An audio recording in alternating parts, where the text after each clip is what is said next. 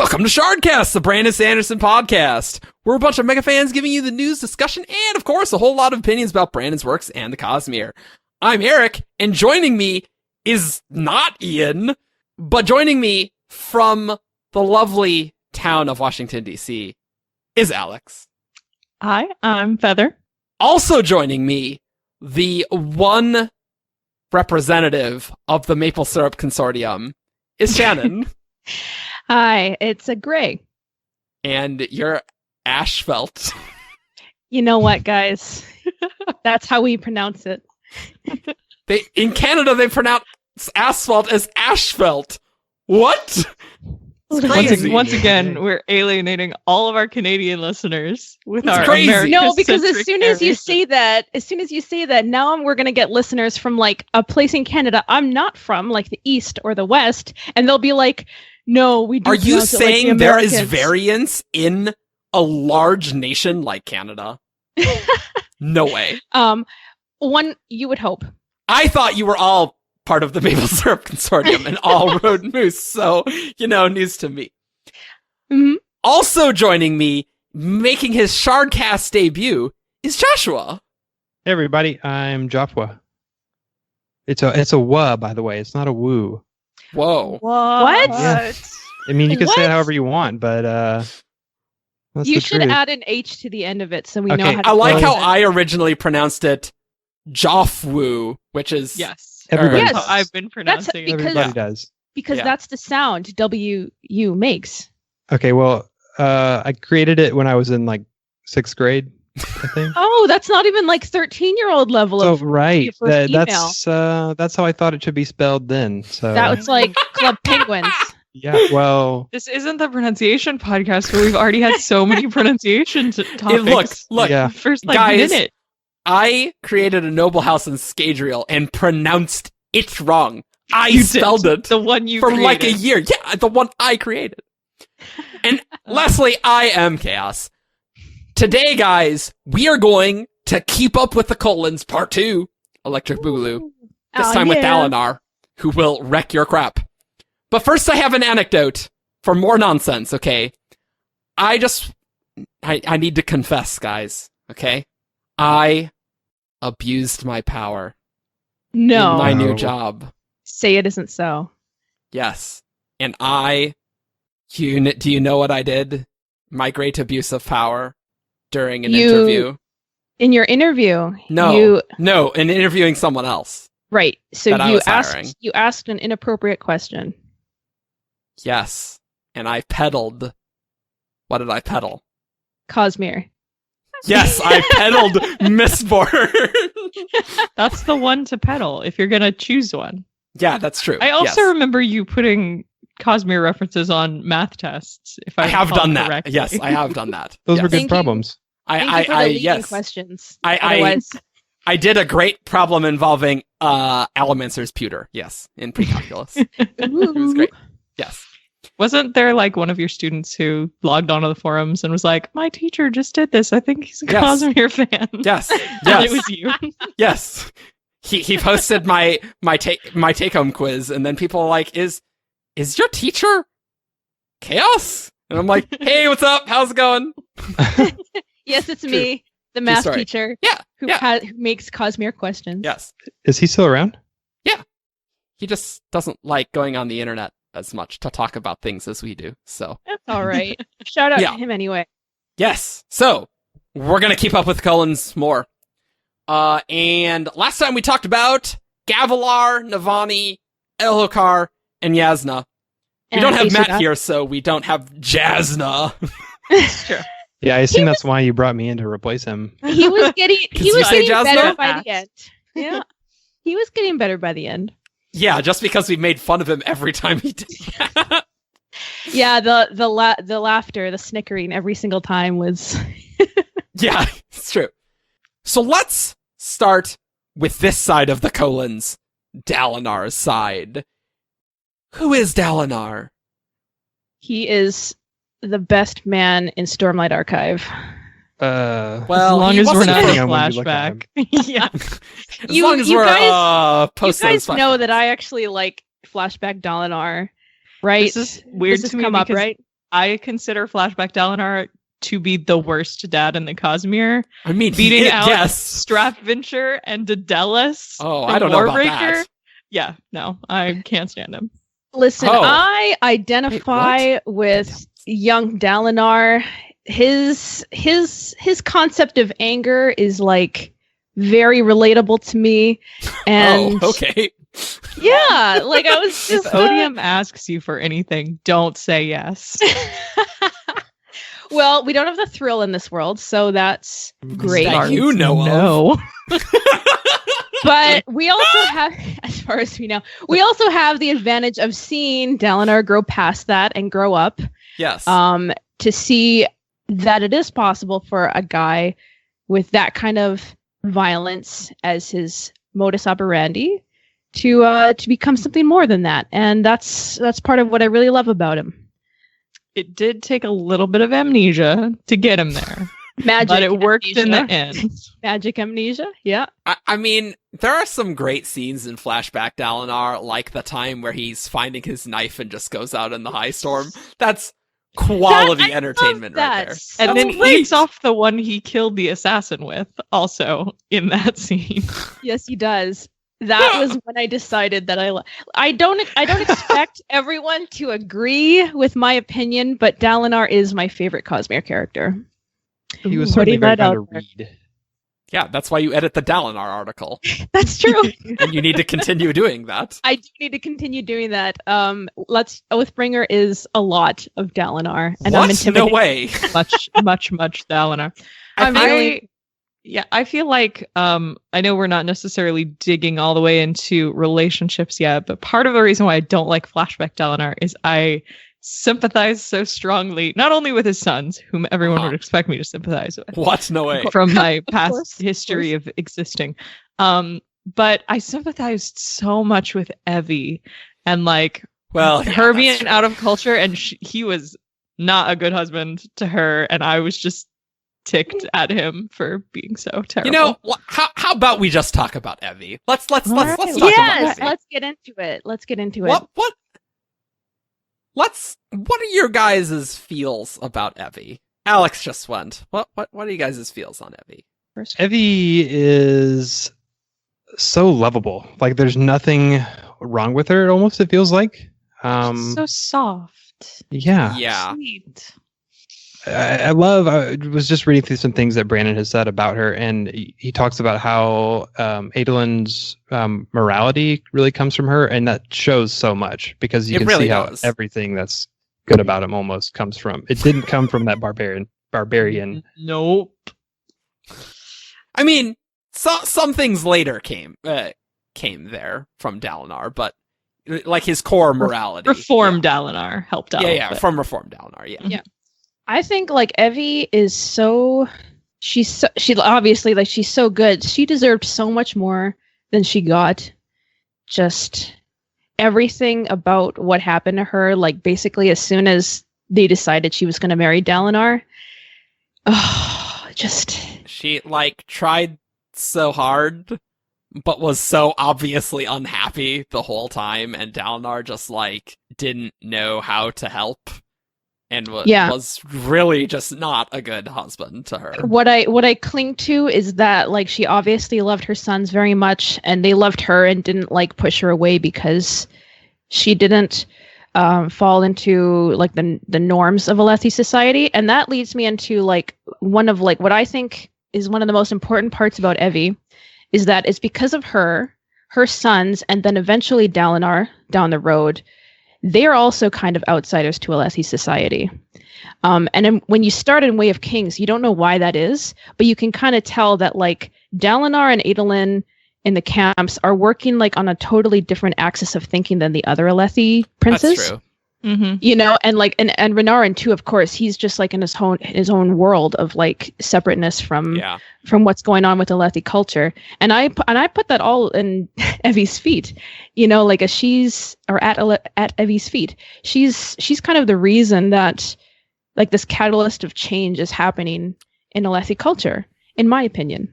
Well, she certainly was a catalyst for change in Dalinar. It just took a bit. Wow. I will say, just because we have to bring it up, little concerned about how much accidental wife killing Brandon keeps writing in these books. Well, it's rough. It's rough. I think the most heartbreaking flashback for me with Evie was the one where she goes to join him out.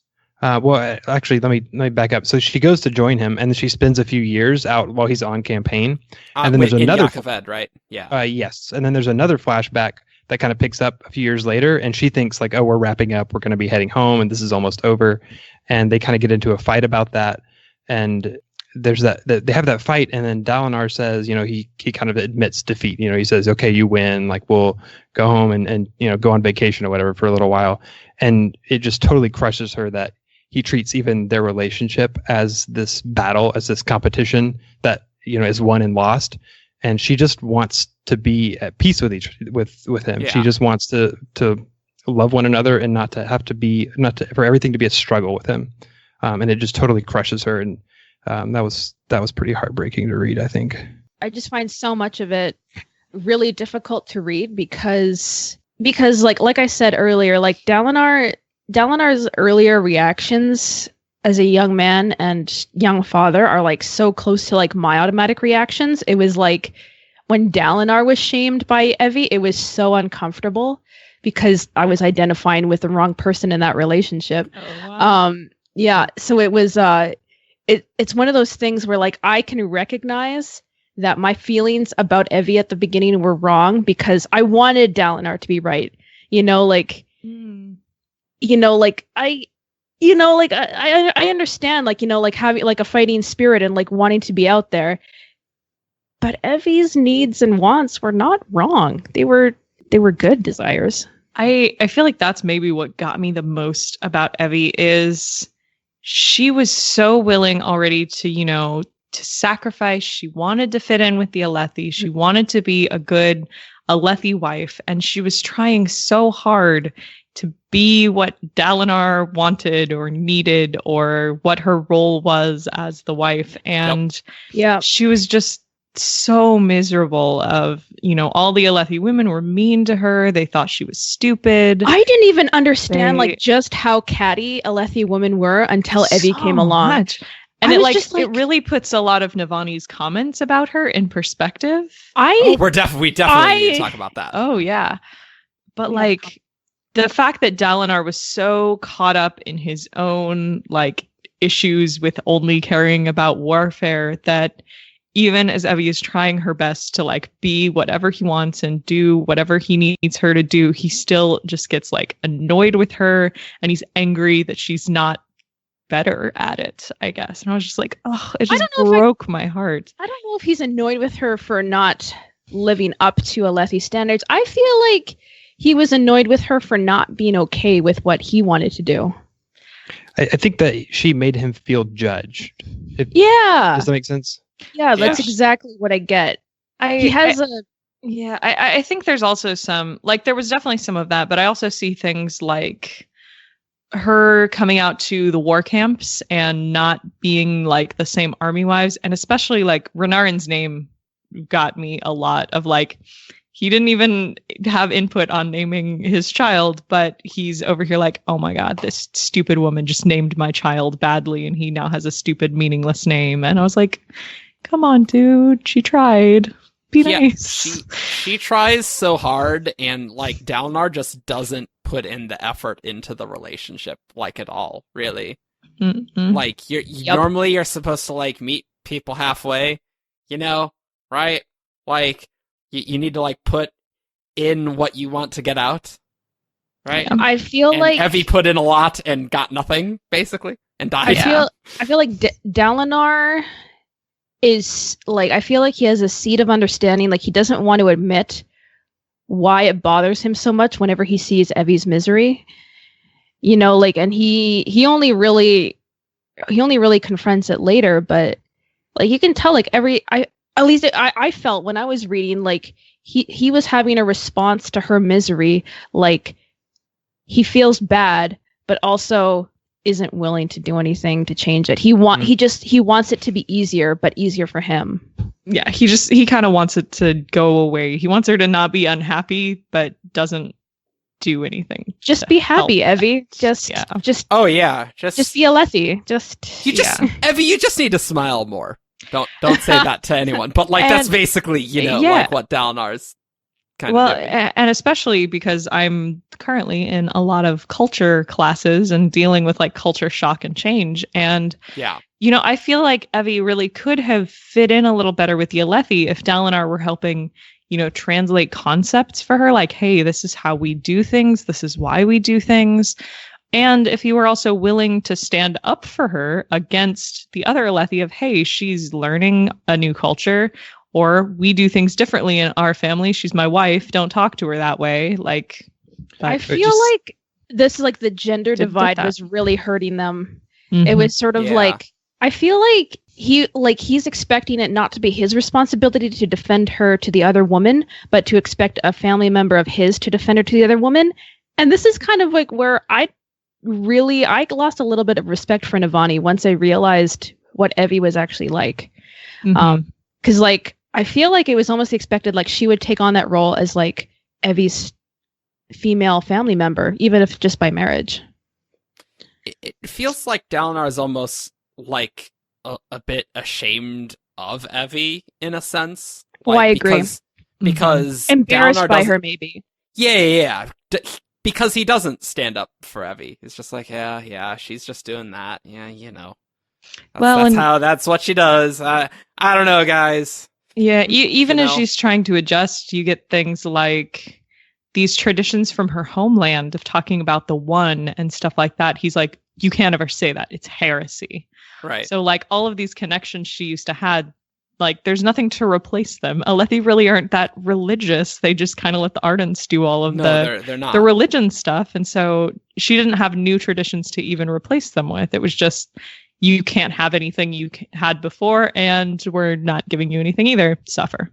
And a lot of her beliefs are directly conflict with the way the Alethi think. And so it's not just like, I can drop these kind of surface level cultural differences. And it's not just like a matter of like, I just need to learn to eat different food. It's like totally different philosophies that aren't compatible with one another. Yeah, definitely. Pro Shardcast relationship tip.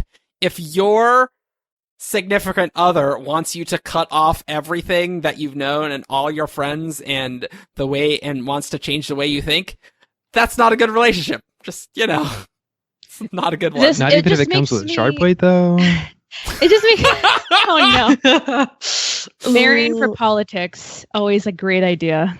Well, and Dalinar was never even excited about being married, so it's not really like a giant surprise that he wasn't as supportive. Because I don't know if young Dalinar at the time where they're like, yeah, Dalinar, you need to get married. Like, you'll get this plate. It'll be great. Is he even emotionally able to be in a marriage at that point in his life? I don't even think Evie or anyone. I don't think he's actually. No. It just makes me so sad because when I think about the man that Dalinar turned out to be, I just wish Evie could have known that man. That we have. It's just sort of I think she would have really. I think she really could have loved him, and I think Dalinar really could have loved her. It's just. Well, I think just so sad. She did love him. I think that it would have been very fulfilling to see him become what she always saw that he could be. Exactly. Yeah, because I think maybe she did kind of see that potential in him of that he could be good and a force for peace and stuff like that. And slight plug on my afterlife theory, I think she might still be around watching and that she actually forgave him. That one line in the end of Oathbringer where she forgives Dalinar. I think it was actually her. Well, no. Yeah, sure. But your afterlife theory is weird, Alex. But it's very weird. That line was very emotional for me. I do like it, definitely. I just in terms of how she related to Dalinar, the flashback where Renarin gives Dalinar the bottle of wine, and he asks Renarin, what? Evie, great job giving an alcoholic more booze. Oh yeah. Well, just the fact that Evie had told her sons. Dalinar asks Renarin, what did she say about me? And and she says, I mean, I wish I had the quote pulled up, but he basically, Renarin tells him, like, she said that you were the best man in on Roshar. Yeah. And it was just like most honorable man in a Lethkar. Oof. Also, And just like that's such a good indication of like the seed of like what the man Dalinar does turn out to be. It's sort of like she saw that in the stuff that she tells Adolin and Renarin. Where else does that come from?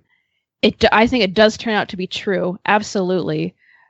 And it's sort of like, how did she even see that in him?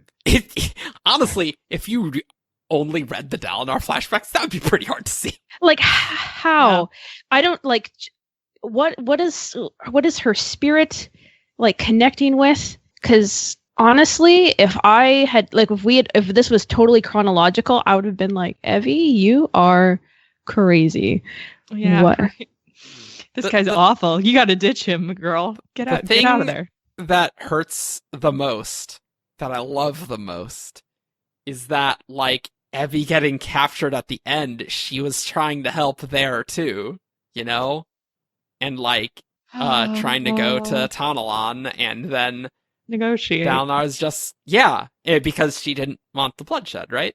Yeah. And Dalinar's just not having it. And man, I loved Evi's death scene. I mean, it was off screen. We just found out about it. Yeah. But you know, the moment of finding out. Yeah. Brutal. I'm a person who loves tortured characters, and so like, yes, bring them to the pit of despair. I mean, I think every writer can relate flaming to that. pit of despair. Literally a pit of despair. Ways they enjoy watching characters be tortured. It is literally a fiery pit of despair. That was the rift then, because he set it on fire. Ouch. Oh, that's true. Rip all of them. But now, Alyx, you were saying before Brandon having this trope of having murdered wives. Hey, Wax murdered the same wife twice. See, both on accident. I would say, like, it's at least it's done very intentionally and deeply affects the characters, right? Like, it's not like, oh, my girlfriend died and I'm gonna go fight that evil. Like, and she was stuffed in a fridge and he comes across her body. That's the name of the trope. You can't read the flashbacks after that and say Dalinar wasn't affected. He was affected a lot. And Wax too, of course. Like, Lessie I feel deeply like affected him. Dalinar's was way more fundamental and like absolutely, goes back to the beginning of like undoes a little bit at phrase. It untangles a little bit of everything you thought you knew about Dalinar. Yeah. Mm-hmm. Well, and that's the thing, that when people say, oh, this is the Blackthorn, they know what happened there. Like, oh, he will just kill all of them. And he'll just raise a city to the ground. He will do that. He'll kill the men and women and children. Yeah. Like animals. Yeah. Yes, thank you. It would be really interesting to go and like read Stormlight in chronological order, like read the flashbacks as they happen, and then back to the main storyline. You know, as you go, just to like have that perspective of when we get Stormlight 10. Yeah, that would actually be really cool. Everything. Actually, that's kind of cool. That's kind of fun. I would enjoy that. Yeah, but like you see people thinking, oh, Dalinar lost his edge on the Shattered Plains because he just has this reputation where, yeah, he will raise everything. Why isn't he just killing all the Parshendi? Why is he being so just throw them down to the here? End of the chasm and light it on fire? I'm glad Dalinar didn't turn into the Cosmere's person who just tosses things in pits and sets them on fire. Whereas like Kelsier is the person in the Cosmere who creates religions all the time. I'm glad Dalinar didn't turn into the kick you in a pit and set you on fire. Now Dalinar's gonna be the guy who like unites everything. Here's like my country, yeah, I'll unite them. Here's the world, I'll unite them. Here's what? I just figured out the end of Stormlight 10. Are you ready? Okay. Oh dear. There's a big pit, a really big pit, okay? And Dalinar kicks Odium into the pit, a depowered Odium, and then sets him on like honor fire. Magic shard fire. Amazing. That's the end. I'm calling it. 10 out of 10. Did it. There was also definitely a Tumblr post that was like, guys, what if Dalinar was just hearing, honor wrong in the visions, and it wasn't like unite them, it was unite them, like turn them into knights. Ignite them. Ignite them. There's so many rhymes. That's a very... Someone write that AU, where Dalinar just hears after the memories get taken out of him, the Stormfather is just saying, ignite them, ignite them.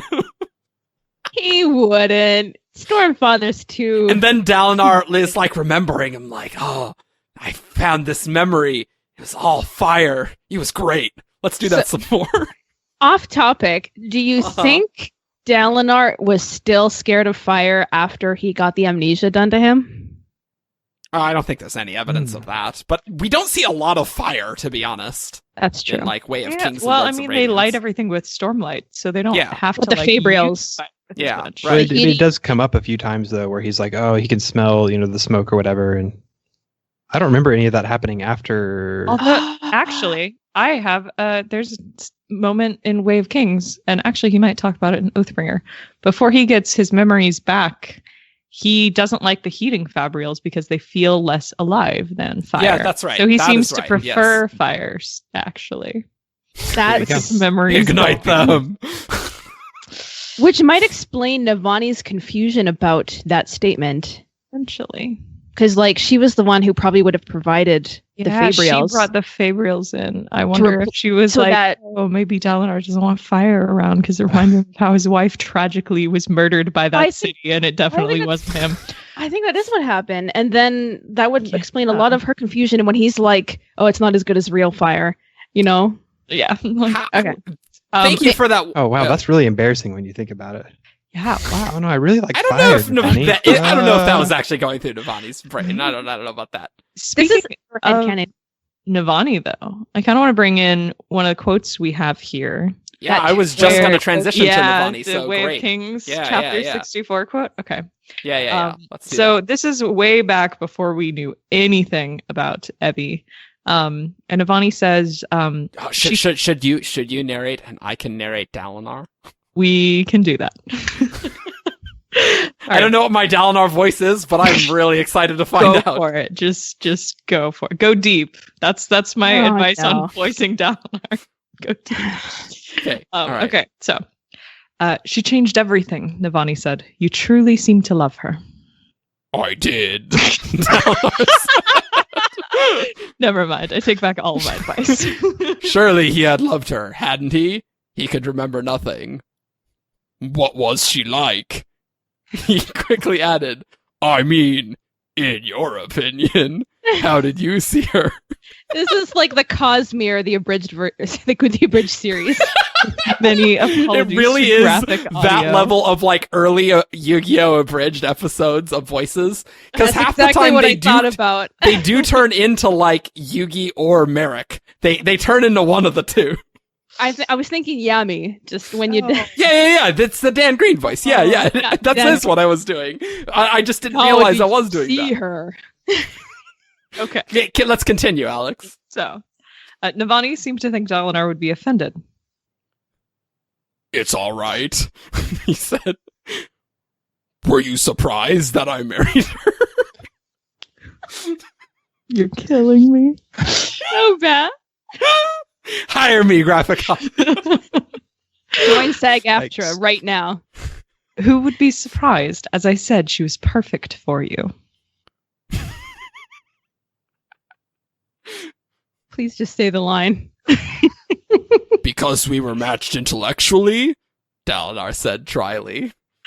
Hardly, but you were matched in temperament. For a time, after I got over trying to hate her, I thought that the four of us could be quite close, but you were so stiff toward me. This quote weird. Is really weird to me in hindsight. It's super weird. It's very weird in hindsight. I'm almost wondering if it's Brandon didn't have the whole relationship with Evi thing worked out. But Brandon does say he discovery writes characters, so do keep that in mind, Alex. So I imagine he wouldn't, like, he's always said he discovery writes characters. We already know there's some like timeline issues with when certain things started happening back then, so I definitely don't think he had it all plotted exactly how he. But yeah, this quote in particular definitely seems. I just can't quite get to the point where I could believe that Navani actually believes a lot of this. Like, Dalinar and Evi were matched in temperament and perfect for each other, and that he truly seemed to love her, and that Navani thought they could all be friends. Like, none at the of that beginning, seems. maybe. The only thing that makes sense to me is that Navani, when Dalinar says if they were matched intellectually, that Navani says hardly. That part I definitely believe. There you go. that I agree with, but I don't think that they were matched in temperament. I don't think... I never really sensed that Navani hated her, but we didn't really see a lot of Navani in the flashbacks, honestly. Well, that's continued on, isn't it? In chapter 64? What? A different section. Okay. Everyone loved Navani said. I tried hard to hate her, but in the end I could only be mildly jealous. You? Jealous of her? Whatever for? Sorry, I can't do this. Because Navani said she fit you so well, never making inappropriate comments, never bullying those around her, always so calm. Navani smiled. Thinking back, I really should have been able to hate her, but she was just so nice. Though she wasn't very, well... What? Clever, Navani said. She blushed, which is rare for her. I'm sorry, Dalinar, but she just wasn't. She wasn't a fool, but, well, not everyone can be cunning. Perhaps that was part of her charm. This part makes sense. This part makes sense. It also makes me think a little less well of Navani, because that was a little really unkind in context. But also, maybe this is just the weirdness of this was written in Way of Kings, and he hadn't fully done... Do you actually think Navani is really nice to people she thinks are not smart? Listen, because this seems... I don't have to expect that. I mean, like, it doesn't matter if, like, Well, yeah, I mean, you can think of Navani less, but that makes sense. I still think it was mean-spirited. I just think it was mean-spirited. Yeah, but I definitely think Navani is someone who values intellect very highly, and, you married Dalinar, yeah. You could do better, maybe. I also get the sense that I was trying to find the quote, but off of these, I get the feeling that Brandon had a sense of who Evi was, but not necessarily a sense of how the other characters were going to relate to her and treat her. Yeah. Because Evi seems to say in Oathbringer that, like, everyone's really mean to her and nobody's nice, and this whole idea of, oh no, everybody loved her and she was just impossible to hate. Like, that seems like a that is not comment. That seems that didn't strike me too much as, like, I wasn't so thrown by that. I just was sort of like, this is actually how, like, mean women talk about the, like, about absolutely, just sort of like, this is to me, it didn't come across as like an inconsistency in Brandon's writing. To me, this was like, this is just how people, especially catty women like Alethi, like the Alethi culture seems to produce. Would talk. And, like, it's just sort of like, it wasn't true. And, like, maybe they even made themselves believe it. We were nice, for Alethi standards. But I don't think this, I don't think this does not say that the Alethi treated Evi well. This says that Evi treated everyone else well. That's true. That's what it says. Yeah. That's totally different. Evi would never say good with that. Inappropriate comments and never bullying around her and always so calm. That is exactly what Evi is. She just took the punishment, and that's why Navani is like, I was jealous. I should have been able to help hate her. And that's probably why maybe Navani was, like, a bit mean to Evi, right? Only mildly jealous, because she was just that nice. Yeah. Oof. Yeah. Poor Evie. So, I know. Yeah. So rough. I just Seriously, feel this is- so bad for her. Yeah. She deserves so much more. It's perfectly in character for me for Navani to not think of a person who is less smart than her, particularly highly. No, I'm like, that's totally within her character. I didn't like it. Yeah, yeah, totally. Yeah, you should think of Navani less. But honestly, I think it's good when you see these characters with their flaws. Like, 100%. that is the flaw of Navani, and we absolutely. saw all the flaws of Dalinar in this book. Let me tell you. Yeah. Literally all of them, I think. Should we move back to Dalinar? How about we talk about Dalinar and Navani? Because I think there's more that we could discuss with that. I'm still really thrown off, honestly, by this matched in temperament. Although the later quote there with Navani saying, "Oh, maybe matched in temperament must just mean that They complement each other, like they Alethi, complement each other." like the Alethi like to think. Maybe. They balance each other. Not that they're the same, but they go together. They match. Well, that's exactly what that second quote said, right? Yeah. Yeah. That hey. So we can kind of see if she never makes an inappropriate comment, and she was always calm and really nice to everyone. What does that say about Dalinar? Well, Yeah. Or ignite them. Or what Navani thought about Dalinar back then. Ignite them. Yeah. Where's Rachel? Ignite them. Oh man. Yeah, it's so, it's hard to even think of an opposites attract kind of temperament match between Dalinar. I don't know, maybe the Alethi, they hid their marital issues really well and everybody thought they were great in public, but well, okay. I Alex, think they did how much do well in public. how do you how much do you think Dalinar and Evi were out in public? Yeah, that much. That's true. They were separated a lot of the time, and You see, in the flashbacks, so much of this was not out in public. They were not like shouting in public. These were No. private conversations. Yeah, Mhm. like I think Alethi are more private. They're more Yeah. catty. They're more private. Definitely. It reminds me to Shallan's flashbacks where Lynn Devar's like, why aren't we like? No, we're not. We're Veden. We're not Alethi. Yeah, we're not Alethi. We're more like more active and stuff. And so like Alethi are more reserved. We know that Dalinar was trying to hide how he felt about Navani all along as well. So like That's true. maybe some of it is kind of him like intentionally acting a certain way towards Evi when Navani is around. Oh God, I potentially. really wish we had a scene with that. I know. Wouldn't that be good to read? I can Oh, man. totally see why it wasn't necessary for this story in Oathbringer, but I totally agree. Like, I wish we had seen something. Like just a scene of Gavilar, Navani, Dalinar, Evi. That would just be an amazing thing to read, wouldn't it? Yeah.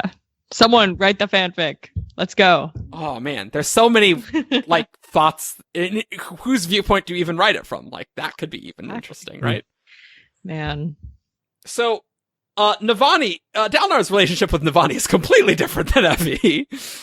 Much healthier by the time they decide to do something as 50-something adults. Well, Dalinar is much more introspective because early Dalinar is not. He's As a 50-year-old adult. As a 50-year-old adult, he's post-magic amnesia. Yes. Post-magic amnesia, and him Thanks, being cultivation, much for the more personality makeover. Yep. We needed that.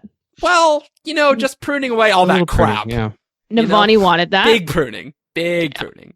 So, like, by the time that you start seeing the seeds of Dalinar and Navani in the Shattered Plains, like, my impression was almost, because my conception of Dalinar as a person was so different when I was reading Way of Kings for the first time, it almost felt like boy with a crush level of behavior. Like, he was like kind of avoiding her. He pretended he didn't want to be around her, even though he definitely does. And she has to like go and like chase him every single time because she's like, she knows he wants to get close to her. She knows. She can see that. Mm-hmm. She's not an idiot. She's not an idiot with relationship. Dalinar is. True. One of the things that I found really interesting is, so I read the books aloud to a lot of people, like my family members, because that's one of the ways that I like to share books. That's why you're good at narrating and I'm not. You could have picked a different voice. Oh man, Look, the advice was bad. It's on me. It's on me. No, I'll do Dalinar. One of the things I found is that in Way of Kings, so many people do not like Navani when she's first introduced. They think like 3 for 3. My mom didn't, my sister didn't, and my roommate didn't. They all thought she was up to something, that she was trying to manipulate Dalinar, that she's just aggressive, that flirtatious. And it was like, we didn't know that she was trustworthy yet, and everyone was just like, doubt. Something bad's gonna happen. Don't trust her. She's coming after you too hard, dude. You know what? It's been a long time since I've read Way of Kings. I don't. Yeah. You know what? I'm not sure I remember. There's also a line where Yasna says something negative about her when they're talking on the Spaniard keep conversation. My mother at arm's bay. She bites Uncle. Yeah. Stuff like that. Oh yeah, that's right. Well, the thing is that as we've read more of Navani, it's very good that Navani is on our side. Scary. Because if not, man, it's like being, if you have Ile. God, I don't know how you pronounce that. Eli. What? No. Eli. Yes. No. But like, you would really like her on your side as well, and like it's real bad when she's against you. And Navani is similar in that regard, right? Like you don't want to get on Navani's bad side. That will be unwise. That's an interesting thought though, because I never thought Navani was bad. It was really interesting to me. Yeah. As an experienced reader who loves Navani and like knows that she's on the up and up and that she and Dalinar are great, like it was odd to see people be like, I don't like this new character. Suspicious. Got my eyes on her. Well, it's also that Dalinar acts just so weird around her in the first little times. boy crush. He also has almost like, you don't expect the kind of like young schoolboy crush reactions, and so these like danger instincts that Dalinar has, you almost think, oh, they must be legit. She must be bad news because he's a 60-year-old war general. What's he afraid of? Like the answer is love. Navani. Navani. That's what. Well, you know what is Dalinar most afraid of? Love. That's a pretty good summarization of a lot of things. Yeah. He keeps his certain feelings at arm's length. Basically, any feelings that aren't violent.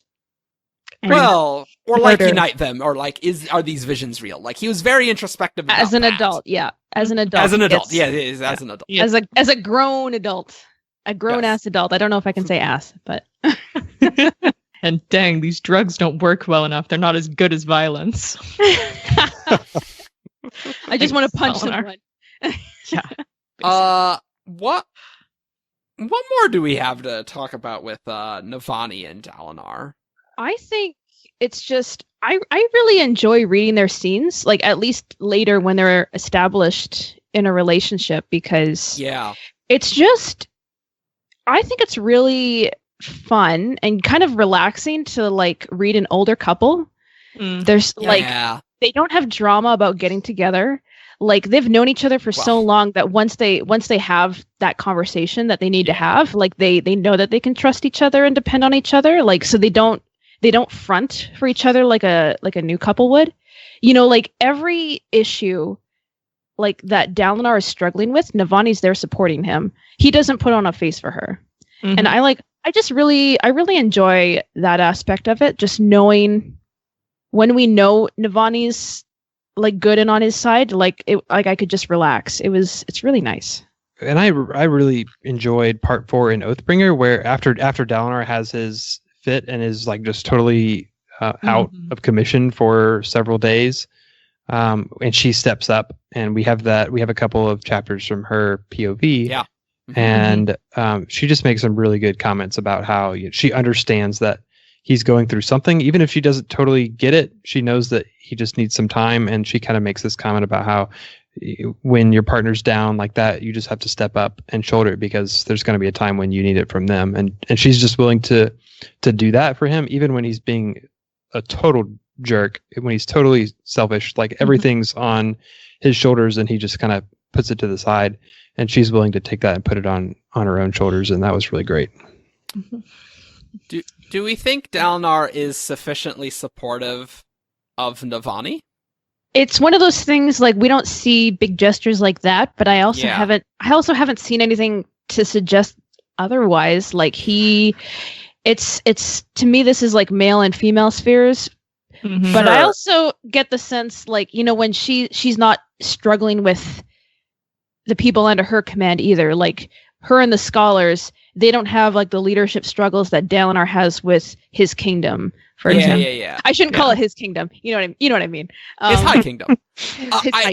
The reason I brought it up is that we were just saying Evi put a lot into the relationship and Dalinar didn't, and Navani is very supportive of Dalinar, and like Dalinar and Navani talk, which helps a lot. But definitely, I was just wondering, like, that it just occurred to me, like, do we see Dalinar supporting Navani enough in that way? I don't know.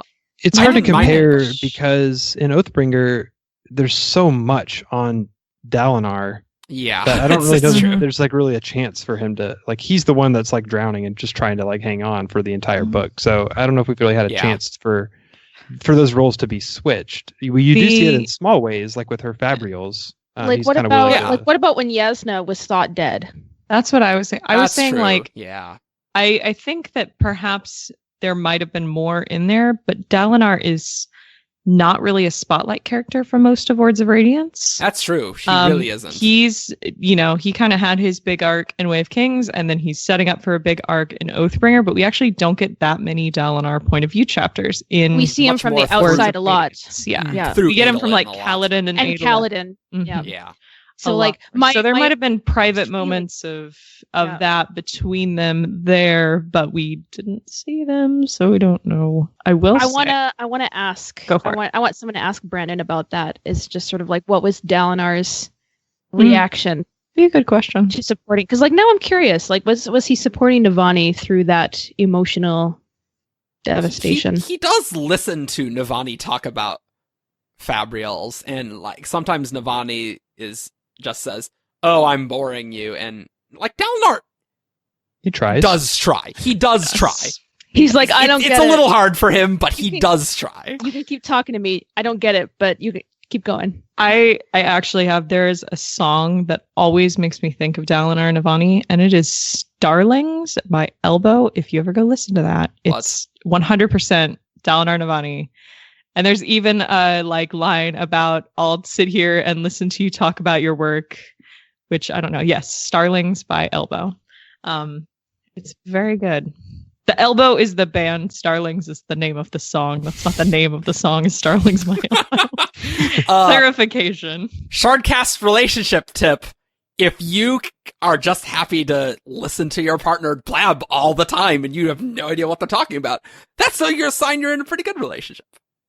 Yeah, you don't have to. Dalinar doesn't have to match Navani's expertise in engineering of Fabrials. No, and yet they're still great together. That's true. I want to put on my Roshar anthropologist hat real quick. Do it. I didn't realize you had that hat, but do it. I should be surprised. I feel like Dalinar and Navani are showing an evolution of what Vorin marriages could be. And a healthier, the male and female spheres of influence. The husband and wife, I feel like, can both be experts in their fields, but they shouldn't be totally separate. And now as we're seeing Navani start to fight with her pain reels and Dalinar learning to read, I think they are going to step it up to the next level, and everyone's going to be like, oh my gosh, we can't compete. Maybe we should, men should be a little aware of the feminine arts and women should be a little aware of the masculine arts. How much stronger would we be if we had two experts who could communicate on each other's fields, even if they didn't have to hold all the expertise? And that comment at the very end of Oathbringer, the last scene, when he's making a comment about like who got the better deal. Yeah. In Vorinism, like the men or the woman, and it's sort of like even just asking that question about like, was this worth it? You know, like that even like opens up like what the possibility of change for Alethi Vorin couples. Yeah. Well, so this is kind of tangential to that, but another thing that's interesting to me now that I'm really curious about is with Dalinar's heresy. I'm kind of curious what's going to happen there because he's not really on good terms with the Vorin Church at this point. I think I said this. And I guess as he relates to Navani seems like a pretty religious person. So I'm kind of curious what that's going to mean for their relationship as well as individually. Well, it's tough because Navani does believe Dalinar about like why he was called a heretic, you know. So it's sort of like I can see Navani like still having her faith, but accepting that like some people in the Vorin Church might be wrong about it. Some specific piece about why you know you shouldn't dismiss Dalinar because he's actually right, but it doesn't mean that she has to give up. Like she's not actually at a point of being asked to call it wrong. Yeah. Navani feels like the most religious Alethi type thing. You know, like Alethi are not very religious. I feel like she feels Navani's, a little distant. Yeah, it's not like she's ultra religious, but she's does observant. believe. She's observant, you know, Yeah, but like in the Alethi way, where they're like, you know. Yeah, but like I think we should like make allowances for like in her own culture, like this is the way she was born and raised. She is considered like an observant religious person. No, it might not be. It might not be compared to how other people in other cultures in their world relate to their religion. So like maybe like someone from somewhere else would be like, oh, she's not religious at all. Vedans necessarily. I will say I feel like Navani has become less observant as the books have gone up because like she still wanted to be married. Or no, it was Dalinar. No, that's actually what I was thinking. That was Dalinar. She has that line about Dalinar's like, we have to be married. We need to do it right. And she's like, who cares? Let the artists hide with ribbons around their ankles, which is still such a weird phrase that we don't really know the meaning of. But yeah, she's like, the wedding. The church can go to hell. And Dalinar's like, did you just say that? What? Can you say that? That's so right. bad. She's like, you're the heretic. Yeah. The audience says you're the heretic. What are you doing? Yeah, like it's lines like that where yes, Navani's religious, but she's not bound to the actual Vorin leadership. Yeah, and I said I referred to as religious. It's not necessarily that inciting more towards what Dalinar believes, that she's becoming less religious, just kind of at odds with the Vorin church, with the Vorin view. Yeah, her understanding of what's going on has changed, and it's. You know, just because it doesn't line up with the Vorin church doesn't mean it's wrong, but it doesn't mean she stopped being religious. Yeah, I agree. Yeah, totally. But I think we alluded to this last time with Yasna Queen and High King Dalinar, both heretics. I don't think the Vorin church is going to be super thrilled. No. But also, like, I still feel like they don't have a choice. I know, like, this is going over it again. Like, Kholinar's gone, and basically the Alethi are like the biggest and most powerful side of like the Vorinism. You know, like what are they going to do without Dalinar and Yasna? Well, and also like Yakoved's just like completely terrible now after the Civil War. Like Yakoved doesn't have that much power. It's totally so. It's sort of like I would be surprised if the Vorin church comes out of this looking the same, if they even survive it at all. I mean, it's hard when you're a religion talking about the Radiance and the Voidbringers, and when they come back, your religion's gonna be a little different. Like when you have proof that like things that you said about all of that is wrong. It's different to see a Radiant and that in and of itself invites people to disregard parts of it, and if you disregard parts of it, then what's going to happen to the whole? Like that's. Mhm.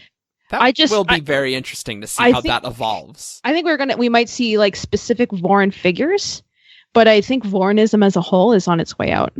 I agree. It has to be. Yeah.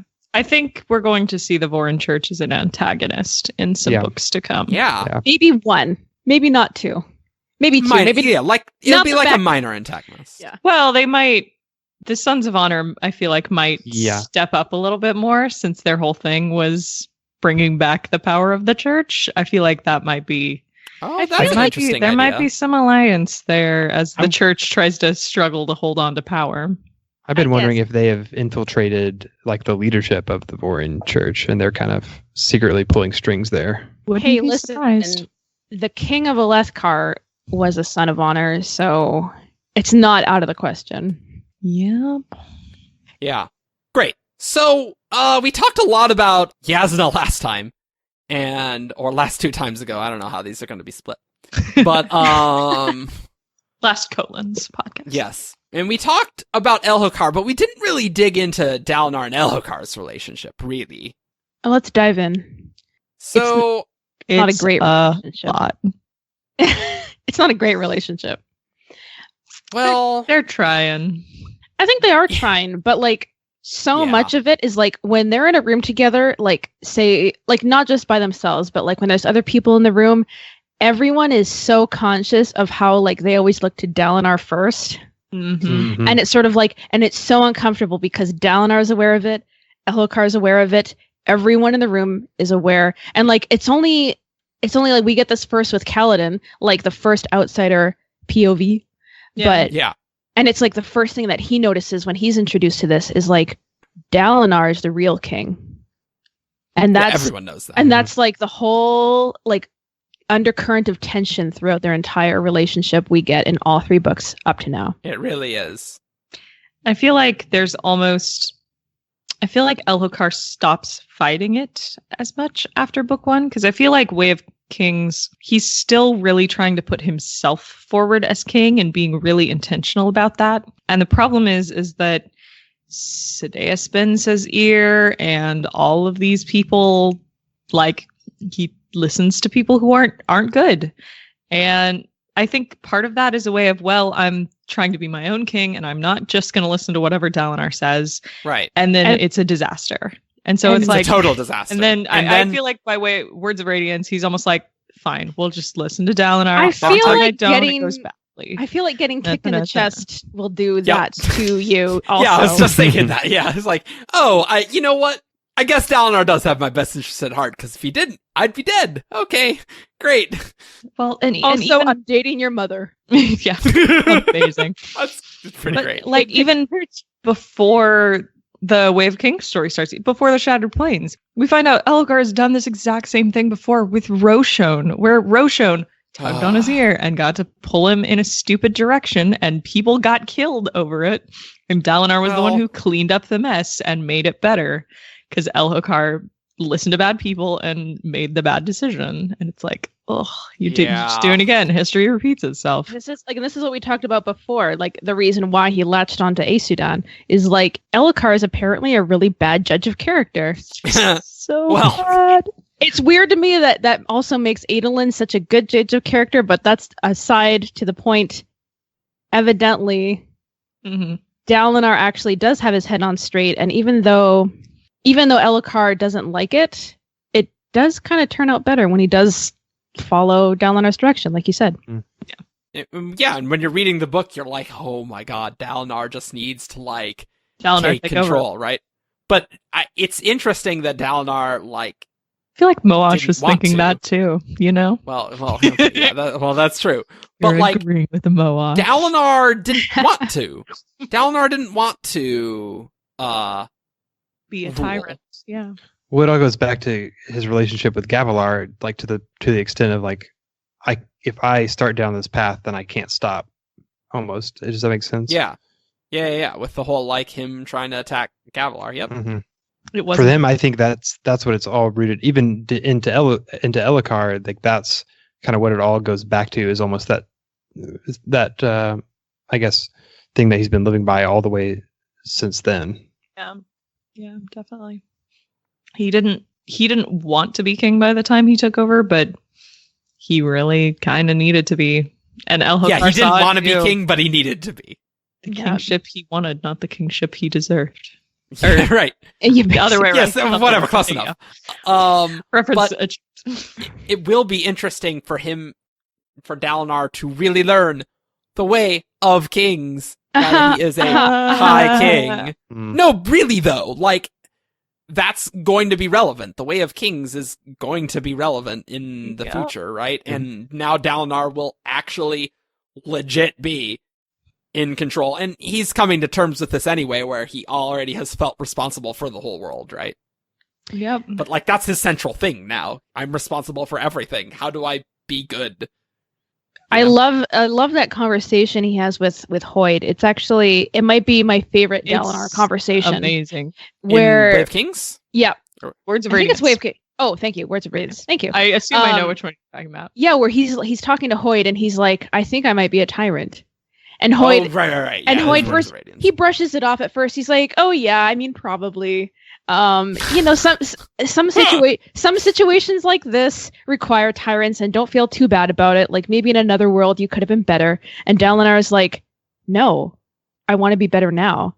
And like Hoyd and like that makes like Hoyd like give him like a second look. It's like it's one of my absolute favorite character moments for Dalinar. Is like that was a moment of realization of sort of like I feel like that was him owning the kingship thing, or starting to. Just like the realization that like I have the potential in me to become a tyrant, and we see that in Oathbringer. He really was on that path. That was a real fear. That was a very real fear, and him like actually saying it out loud, making that choice. I'm gonna be different from that. Mm-hmm. So good. Anyone who fears that they're going to be a jerk, and if they actually fear that, that's a good sign that they actually fear becoming a jerk or a tyrant or whatever, right? Yeah. Yep.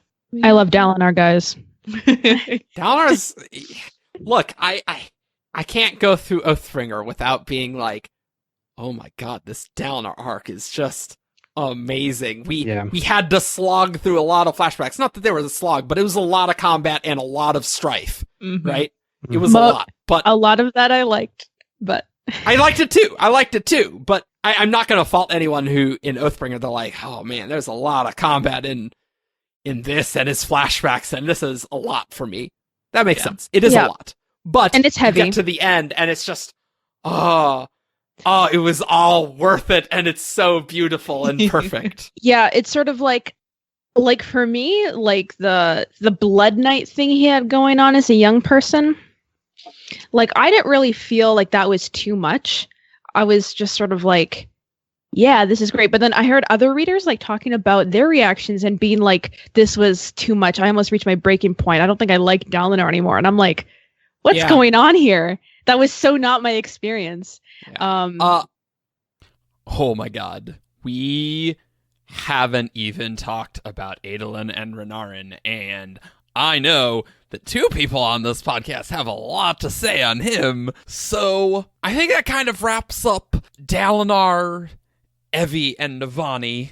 That's part of the family. We will be back next week for talk on Renarin and Adolin and their relationship with Dalinar and all their relationships.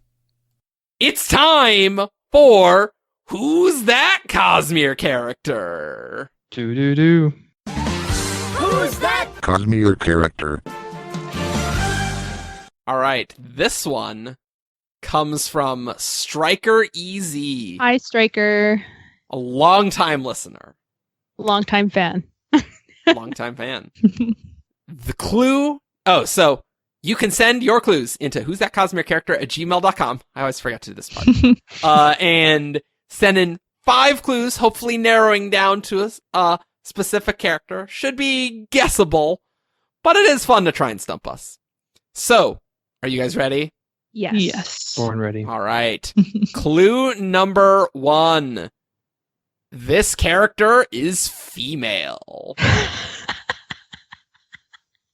Why would you do this? Shalash.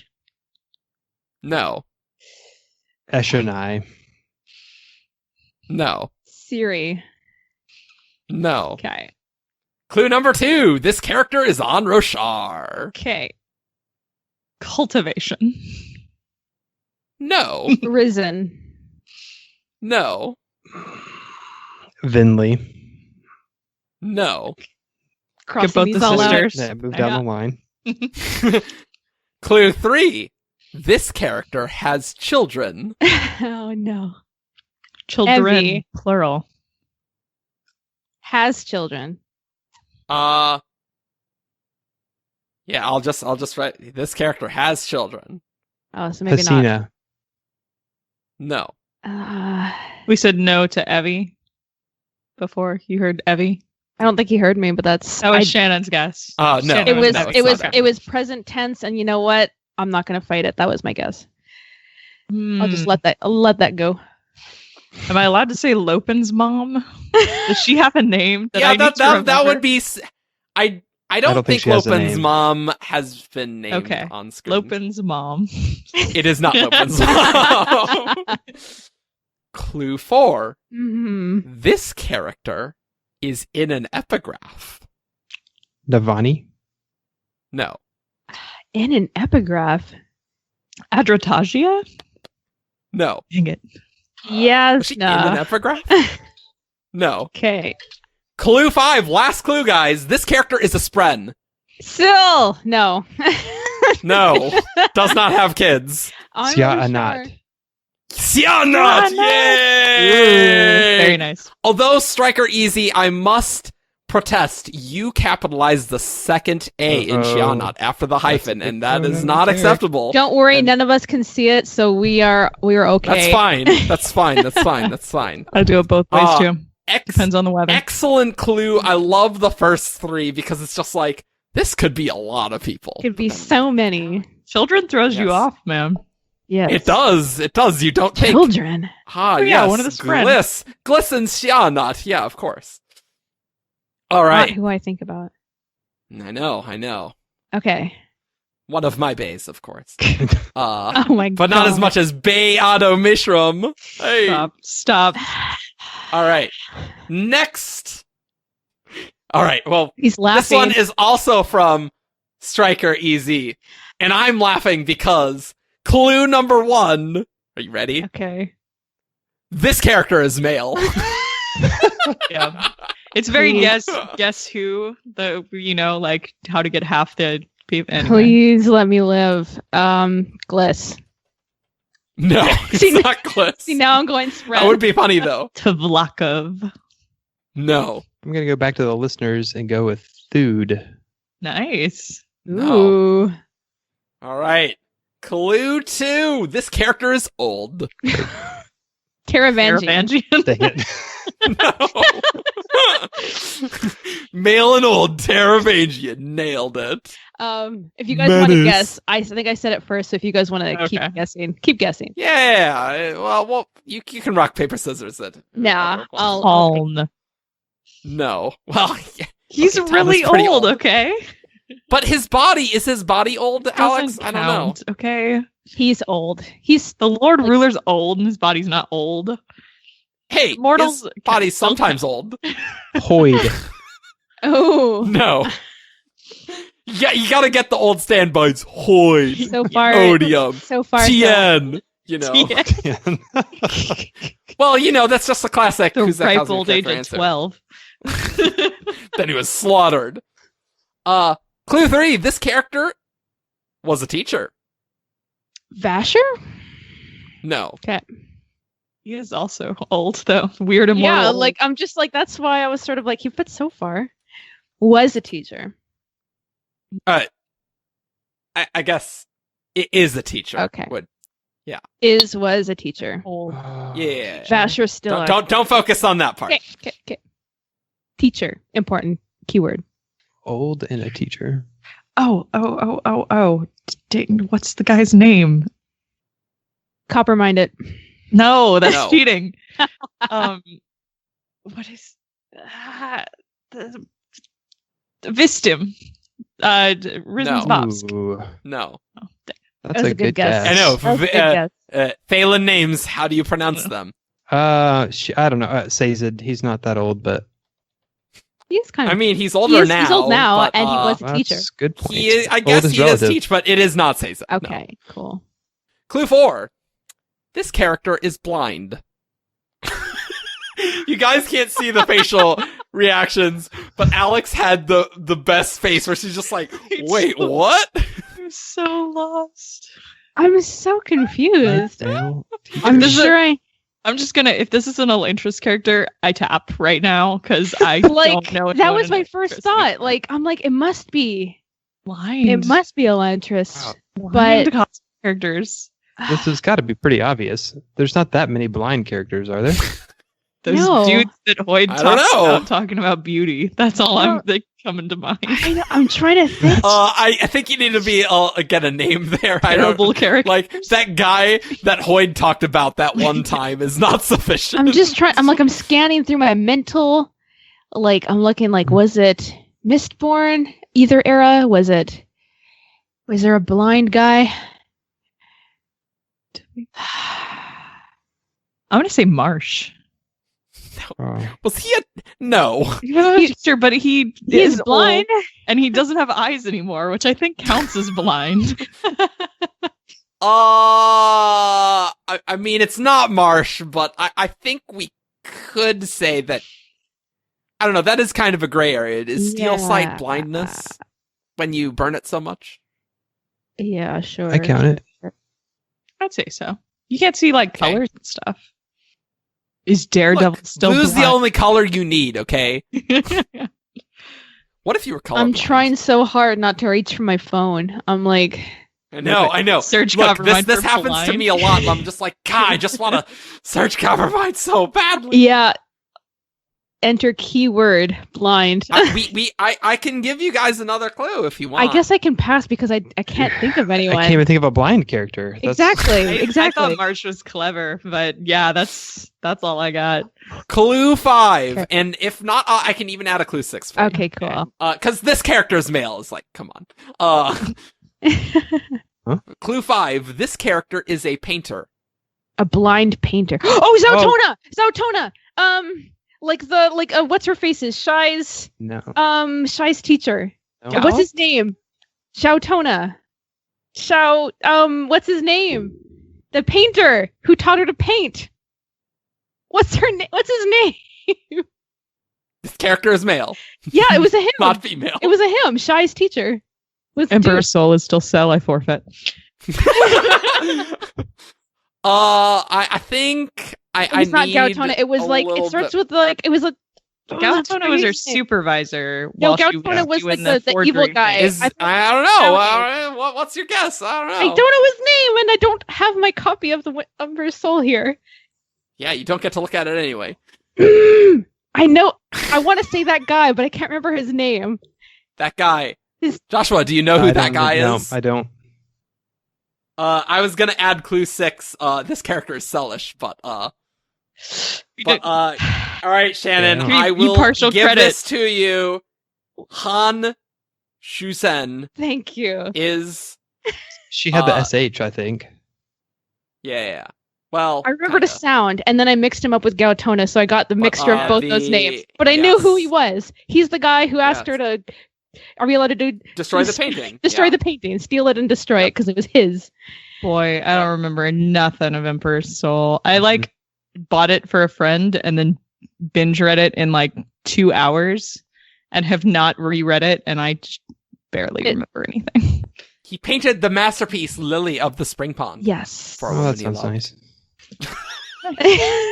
You got to get on that. You're the only one married on this podcast.